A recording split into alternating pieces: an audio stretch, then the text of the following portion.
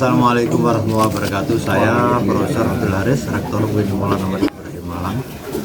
Malam ini saya ketemu dengan Gus Miftah. Mungkin seumur saya baru kali ini bisa ketemu. Dan saya mengikuti ceramah yang luar biasa. Dan sesungguhnya ceramah yang disampaikan oleh Gus Miftah ini adalah nuansanya sangat luas, terutama dengan pendekatan religius dan pendekatan kebangsaan. Gus, saya lihat tadi ceramahnya sungguh mengena, dan ini adalah masih keagamaan dan kebangsaan yang sesungguhnya antara agama dan negara itu tidak perlu dipertentangkan, itu sudah selesai. Tinggal apa yang disampaikan oleh Gus Miftah tadi dalam menjawab persoalan-persoalan ini perlu diplomasi. Saya lihat Gus Miftah ini meskipun pion tapi mengarah seperti yang saya tulis ya tadi. Ya. Saya nanti akan kita proses ke media-media nanti insya Allah. Sambil mengamati Pak Kapolres, beliau yang undang saya ini. Ya, hadir khusus diundang oleh beliau. Sungguhnya mampu berdiplomasi dengan mudah dan mudah juga dipahami. Itu apa dulu sekolah diplomasi, Gus? Enggak. Jadi salah satu metodologi keberhasilan dakwahnya Kanjeng Nabi itu kan teorinya adalah khatibun nas bi qadri uqulihim. Berbicara kepada manusia sesuai dengan kemampuan akalnya. Artinya ya dalam satu sumber yang sama, dalil yang sama, ketika ketemu dengan orang yang berbeda, tentunya dengan bahasa dan pemilihan diksi yang berbeda. Jadi kalau saya ketemu Pak Rektor, Pak Kapolres, tentunya bahasanya berbeda dengan ketemu teman-teman milenial. Saya ketemu dengan teman-teman di lokalisasi, di klub malam, tentunya dengan bahasa yang berbeda. Nah, saya pikir hari ini salah satu kegagalan dakwah adalah karena pemilihan diksi yang kurang tepat. Padahal Rasulullah mengajarkan itu. Bagaimana kekuatan Rasulullah itu di retorikannya. Di retorikannya. Maka salah satu konsep bil mau'idotil hasanah itu adalah dengan pemilihan diksi dan kata yang tepat. Makanya saya lihat dari Pak TNI Polri itu sangat mengapresiasi apa yang dilakukan oleh Gus Miftah. Dan satu hal barangkali begini, menyampaikan sebuah value itu harus ada dua, jadi edukasi dan rekreasi. Jadi bagaimana kemudian dari setiap penyampaian kita itu ada edukasinya dan ada rekreasinya. Karena hari ini kalau orang dikasih value hanya sekedar edukasi saja itu nggak akan menarik. Orang bosan. Tapi juga kalau kemudian hanya rekreatif tanpa edukatif itu juga kurang menarik. Maka kita harus memadukan antara edukasi dan rekreasi. Nah, maka ya hasilnya seperti kita lihat. Tapi tidak semua orang bisa, Gus. Ya. Kalau saya itu suruh kayak Gus Miftah mungkin belajar 100 tahun.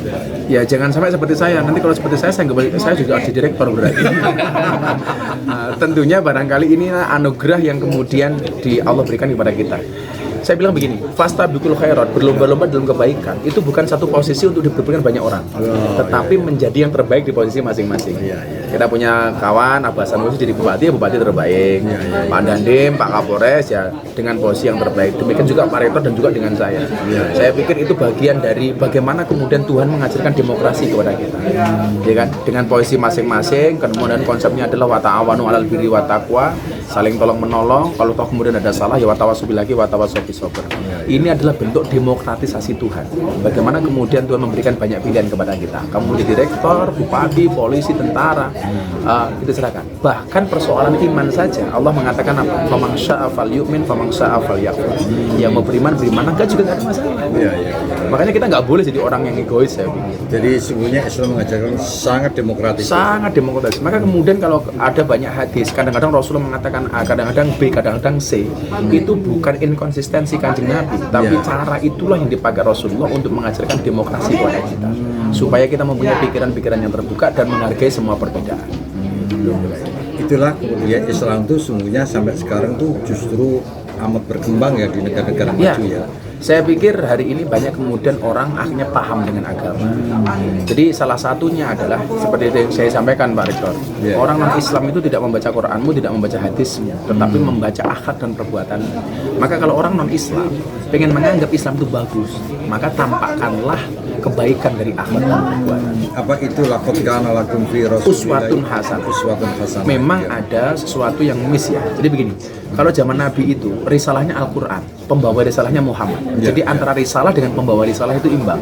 Sementara hari ini mengalami penurunan, risalahnya tetap Al-Qur'an, tapi pembawa risalahnya hanya seperti saya. Jadi nggak matching lagi gitu loh. Jadi nggak imbang antara risalah dengan pembawa risalah. Nah, memang Saya sering mengatakan apa? Kiai itu tugasnya tidak untuk dicontoh, tapi untuk ngajak umat supaya mencontoh Kanjeng Nabi. Karena contoh yang paling komplit Nabi Muhammad. Kalau Anda mencontoh kiai, wong kiai ini juga umat dasi kok. Karena tugas kita hanya mengajak orang supaya mencontoh Kanjeng Nabi. Jadi apa ya, model yang sempurna ya Rasulullah. Ya Rasulullah, kita hanya ngajak umat untuk mencontoh Kanjeng Nabi, jangan untuk mencontoh kiai. Nah, karena kalau Anda mau belajar apa? Pengen jadi bupati yang baik, pemimpin yang baik. Rasulullah seorang presiden. Ya kan? Ke teman-teman kepolisian, Pak Kapolres, bagaimana kemudian mengajarkan kepada sahabat untuk menjadi pemimpin perang, panglima perang seperti Pak Dandim. Bisa dilakukan dari Rasulullah. Anda pengen menjadi pedagang yang sukses, Rasulullah. Rasulullah itu mempunyai perusahaan ekspedisi. Jadi Pak, perusahaan ekspedisi hari ini itu adalah merupakan cikal bakalnya dari Kanjeng Nabi Muhammad SAW. Nabi Muhammad sudah punya perusahaan ekspedisi, dan salah satu orang yang mempercayakan ekspedisinya siapa? Siti Khadijah. Itu di umur 40 tahun beliau menjadi orang yang sangat kaya. Sangat kaya, gitu loh. Jadi bagi saya kemudian itu bisa dicontoh. Anda pengen menjadi seorang pengembala, Kanjeng Nabi pernah. Anda pengen menjadi petani, Kanjeng Nabi pernah. Anda pengen berbisnis, Kanjeng Nabi pernah. Bahkan Anda pengen jadi orang miskin, Kanjeng Nabi juga pernah miskin. Makanya kenapa Kanjeng Nabi itu berdoa, Allahumma ja'alni miskinan wahsurni ma'al masakin. Wahai Tuhan, jadikan aku orang miskin dan kumpulkan aku bersama orang-orang miskin. Nah, tapi teman-teman Malang jangan berdoa ini. Kenapa? Belum berdoa sudah mandi.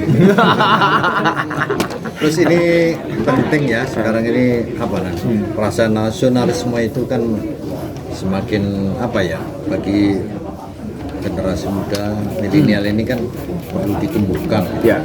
Makanya kami dari Maulana Malik Ibrahim itu mengundang TNI, mengundang Polri untuk mendiskusikan ini. Yang belum diundang tinggal Gus Miftah ya. Jadi gini, nanti Gus Miftah khusus diundang, sekaligus nanti kita kasih honoris. Amin, insya Allah. Amin. Bagaimana dengan puisi Gus? Mungkin bisa apa? Puisi yang saya tulis bagaimana? Mungkin bisa dibacakan. Coba saya bacakan puisi yang ditulis sama Pak Rektor, yang dikirim ke saya. Dan ini perintahnya Pak Kapolres dari. Saya baca. Beliau ahli puisi. Ahli puisi ya. Kalau saya ahli kuut. Ahli kuut. Terutama kuat cinta dan kuat pendosa. Gus Miftah dakwah dengan cara banyak tawa. Di warung tani di malam hari, sebuah hiburan dari seorang dai. Meski seperti guyonan namun sangat islami, dengan pesan-pesan yang sangat sesuai religi. Meskipun disampaikan dengan cara yang santai, penuh tawa dan suara yang bernada tinggi. Mungkinkah dakwah dengan cara tak biasa, dengan cara mah penuh jok-jok yang indah? Meski seperti tidak sistematis, namun sangat terarah. Mungkinkah ini sebuah strategi untuk bumikan agama, biar menjadi perilaku bukan hanya wacana? Pasti semua akan dukung untuk kuatkan bangsa, bukan lagi agama untuk jadikan pecah belah. Justru agama menjadi penguat bangsa dan negara. Lagi-lagi, sebutkan dalil wahyu dan sunnah, bahkan teks-teks dengan cara yang mudah. Begitu sangat kuat suara, semua jadi menerima. Dakwah dengan bebas, bahkan lucon dan tawa. Hiburan ternyata bisa buahkan pesan dan hikmah. Mungkin inilah cara ekspresi pesan-pesan sebagai media, supaya para pendengar bisa menerima pesan dengan bahagia. Terima kasih Gus Miftah, seorang dai sudah datang beri pencerahan kepada kami. Semoga pesan-pesan terus memberi nilai, membangun bangsa dan menguatkan NKRI. Bukan begitu Bapak Ibu dan Saudara? Malang, 27 April 2021, Abdul Haris Al-Muhasibi. Terima kasih Gus. Sama-sama. Nanti Insya Allah nanti kita komunikasi Pak Rektor. Oke, terima kasih. Dan pesan saya barangkali untuk mahasiswa dan mahasiswi di UIN, Maulana Malik Ibrahim, ingat orang yang niat belajar dimanapun akan mendapatkan pelajaran. Tapi orang yang tidak niat belajar, sedang belajar pun dia tidak akan mendapatkan pelajaran. Luar biasa, luar biasa. Terima kasih Gus Miftah. Sama Pak Rektor. Oke, saya akhiri wallahu muwaffiq ila haqqi thariq. Wassalamualaikum warahmatullahi wabarakatuh. Waalaikumsalam warahmatullahi wabarakatuh. Tuh.